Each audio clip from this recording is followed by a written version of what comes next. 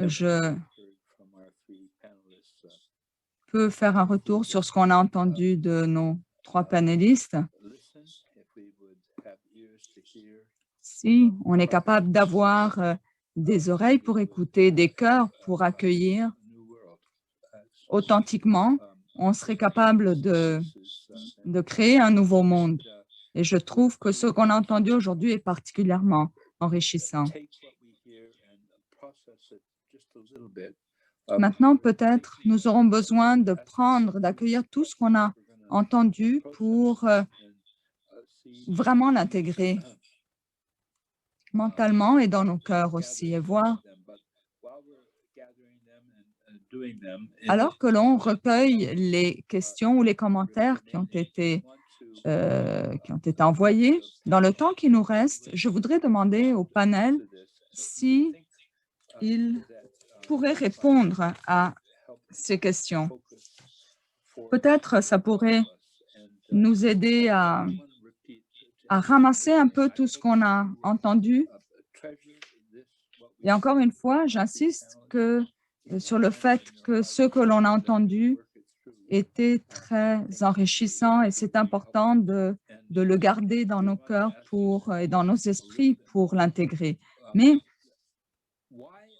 j'avais une question peut-être à vous poser et c'est pourquoi est-ce que les normes internationales sont-elles importantes et comment est-ce que la législation nationale qui vise à mettre en œuvre la norme internationale, comment est-ce qu'elle fait progresser la décolonisation? Donc, en partie, ce que vous avez dit rejoint aussi cette question. Mais il y a une dernière portion à cette question, c'est de comprendre si vraiment ça pourra changer les choses sur le terrain, concrètement. Alors, je vous pose la question. Je pose la question à nos 3 panélistes et peut-être vous voulez intervenir les 3 ou uniquement l'un ou l'une d'entre vous, c'est à vous de décider.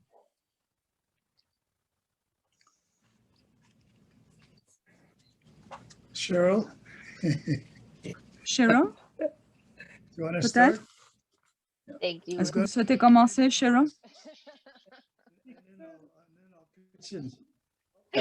Oh, thank you, Willie. Alors, merci, Willie.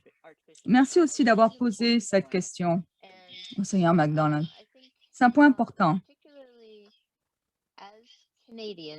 En particulier, en tant que Canadiens, un des éléments qu'on n'a peut-être pas touché dans nos discussions ce soir, mais c'est un élément important, c'est que c'est le premier instrument pour la défense des droits de la personne auquel le Canada s'est opposé, en quelque sorte, dans l'histoire des droits de la personne. Et il y a plusieurs raisons pour la prise de cette position. On peut remonter à ce que Ellen a dit, ce que Wilton Littlechild a dit. Ça rejoint la question des pensionnats, du colonialisme. Tous ces éléments-là sont encore des éléments, ils sont encore présents dans nos systèmes juridiques et nos systèmes politiques sous différentes formes. Et à différents moments de l'histoire, le Canada a accepté, accueilli la résolution ou des parties de la résolution et résisté à d'autres parties, par rapport à d'autres parties. Et là, on est arrivé au point où on a un engagement rhétorique de la part du gouvernement actuel. Et c'est certainement bienvenu, mais maintenant, le moment est arrivé de mettre tout ça en œuvre dans un cadre juridique, législatif, et donc utiliser sa déclaration comme cadre pour les prochaines actions. Et si on le fait, ça permet de rassembler tous les partis politiques parce que c'est une législation, c'est-à-dire en devenant une législation, ça devient un élément qui va pousser n'importe quel gouvernement à agir, pas simplement le gouvernement qui est en place maintenant. Ça fournit un processus stable qui va nous amener quelque part, on l'espère, étape par étape. Et on sait que la loi sur les Indiens est complètement hors ligne avec, non en ligne avec la Déclaration des Nations unies. Mais ce n'est pas le seul point qu'il faut changer. Donc, cette législation, cette déclaration, en fait, ouvre la voie pour la révision de toutes ces doctrines anciennement coloniales ou ces pratiques qui découlent du colonialisme et qui remontent même à des siècles passés. Et donc, on est au 21e siècle, il faut que l'on dépasse tout cela. Et cet instrument peut nous aider à le faire. C'est comme si ça mettait ce pays sur le chemin, un chemin que je pourrais définir honorable, parce que c'est certainement déshonorant ou déshonorable pour le Canada de s'opposer à cette déclaration. Et donc, il faut porter remède à ça, il faut corriger ça. Et ce document permet certainement d'ouvrir le chemin pour aller dans cette direction.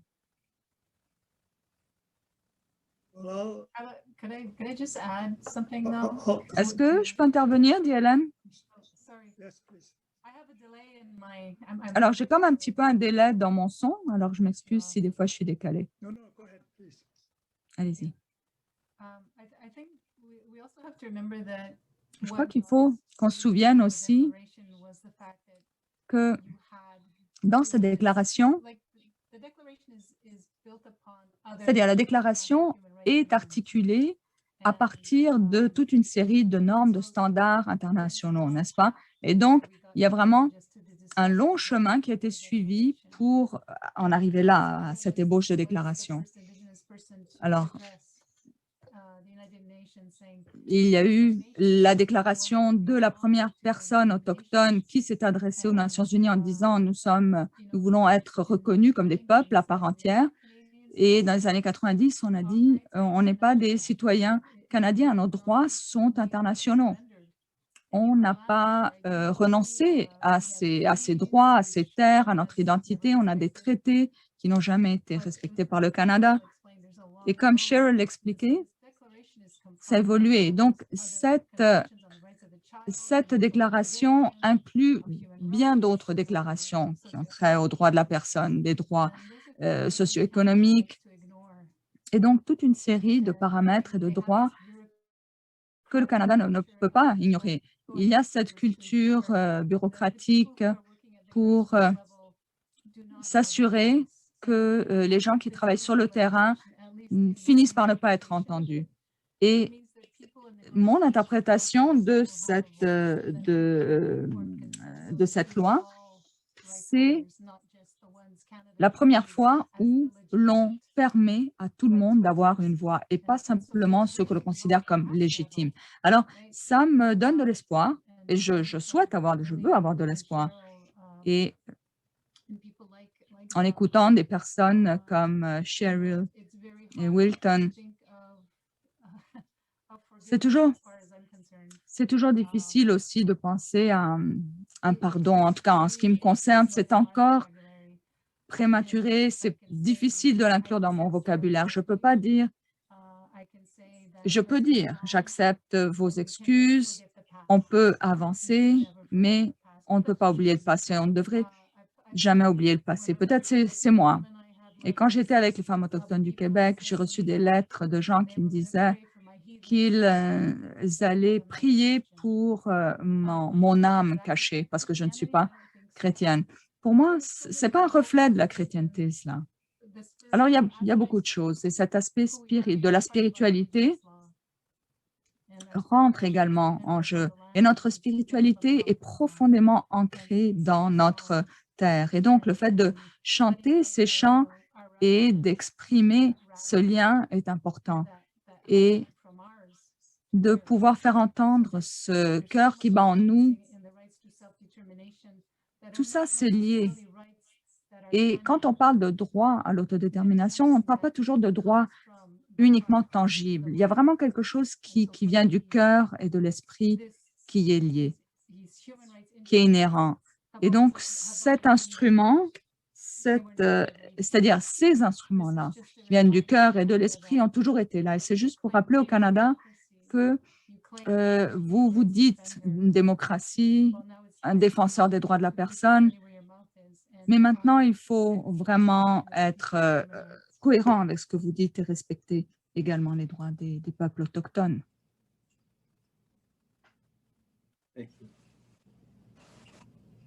Merci, Alan.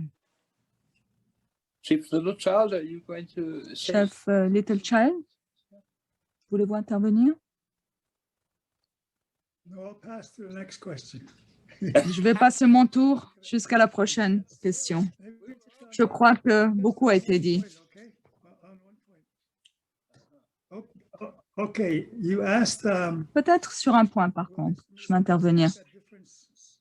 Vous posez la question, est-ce que ça va faire une différence? Ça pourra faire une différence concrètement sur le terrain, localement peut-être. Je suis fondamentalement optimiste et je crois que ça pourrait faire une différence au niveau vraiment local sur le terrain, mais dépendamment de comment est-ce que l'on interprète et surtout l'usage que l'on va faire de cette déclaration. Lorsqu'elle a été adoptée, au départ, ma communauté, à travers son leadership, a adopté aussi cette déclaration. Et on a décidé de la mettre en œuvre dans notre propre univers, pour nos gens. Et on l'a toujours utilisé depuis comme instrument. On l'utilise dans nos accords, dans nos ententes, dans nos législations.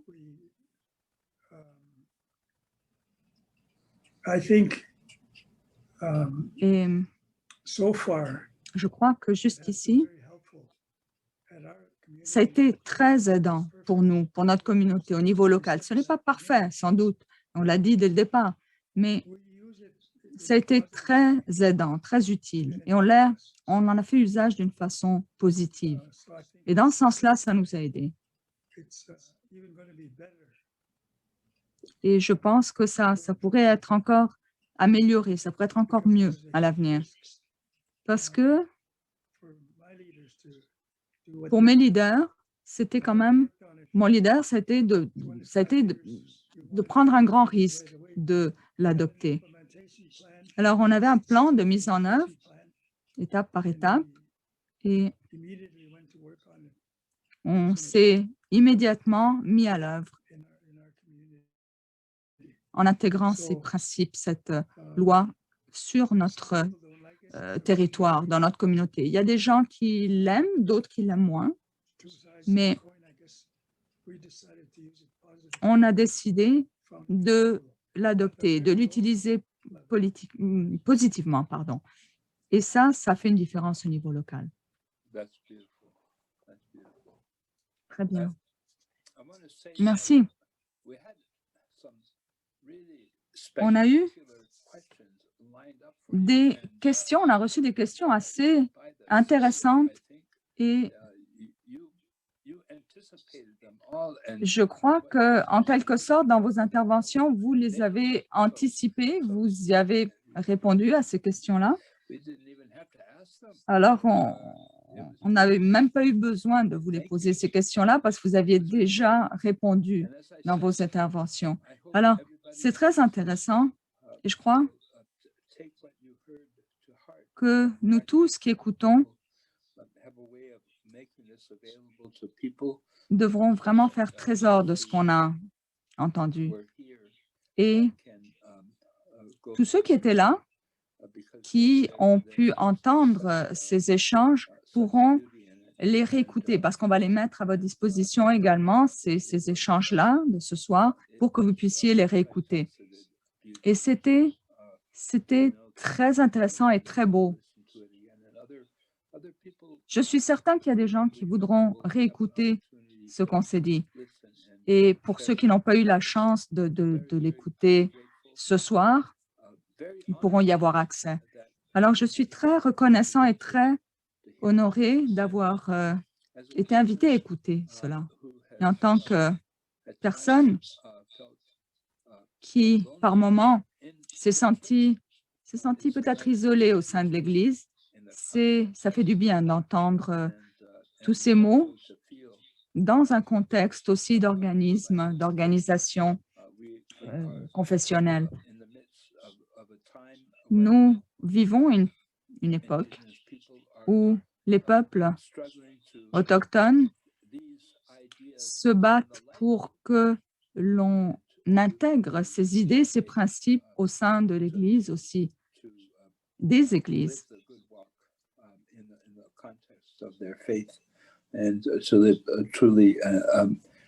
que l'on puisse vraiment apprécier l'expression des peuples autochtones de leur propre foi. Et c'est ainsi que l'on accueille ce que vous nous avez offert. Et de nouveau, je le répète, il y a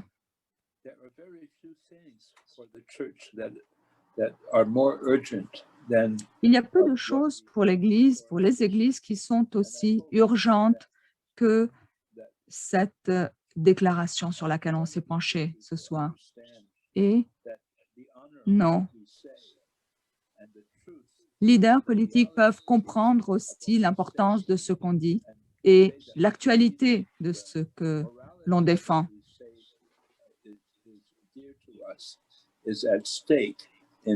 Et on sait quels sont les enjeux et on sait l'importance des principes qui ont été avancés. Je crois qu'on l'a vu clairement, on l'a entendu de façon très articulée et très passionnée et avec beaucoup de compassion aussi, autant pour nous que pour les peuples, tous les peuples de cette terre.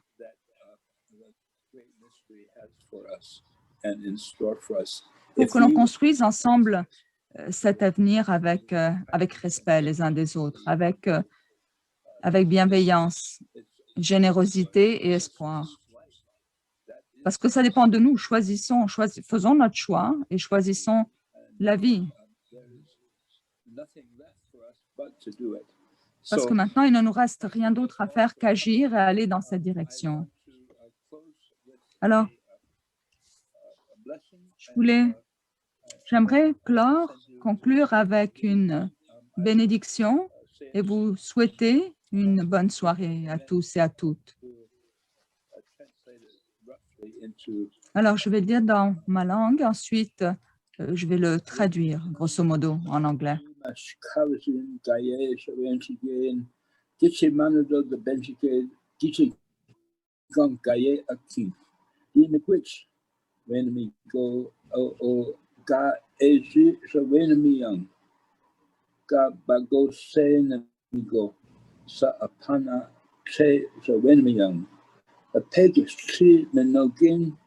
When she can be a king, a pages, then the wind, Simena, one go young, the ninja gay, you the mag kisiag, a pages kitchen 12 range of him, get issue cousin gabe, kisikon gaye a king.